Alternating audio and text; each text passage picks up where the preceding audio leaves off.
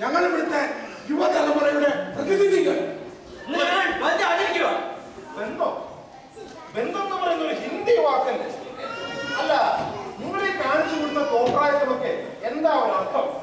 സർക്കാർ ഞങ്ങളുടെ മാസവരുമാനം വെട്ടിച്ചുരുക്കി. കേരളം സ്തംഭിപ്പിക്കുന്നു. വരുമാനം എന്തിനാണെന്ന് ചോദിക്കും. എന്തിനാ വരുമാനം?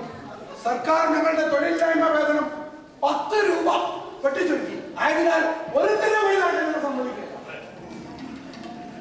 മനുഷ്യ ലജ്ജയില്ലെങ്കിലും ഒരു ജോലിയും ചെയ്യാതെ വാങ്ങുന്ന ശമ്പളം അത് മറ്റുള്ളവരുടെ പണമാണ് നിങ്ങൾക്ക് അറിയുന്നു. ഇവിടെ വെറുതെ റോഡ് മറ്റുള്ളവർ അതും പ്രത്യേകിച്ച് മറുനാടൻ മലയാളികൾ വരുന്ന സമയമാണ്.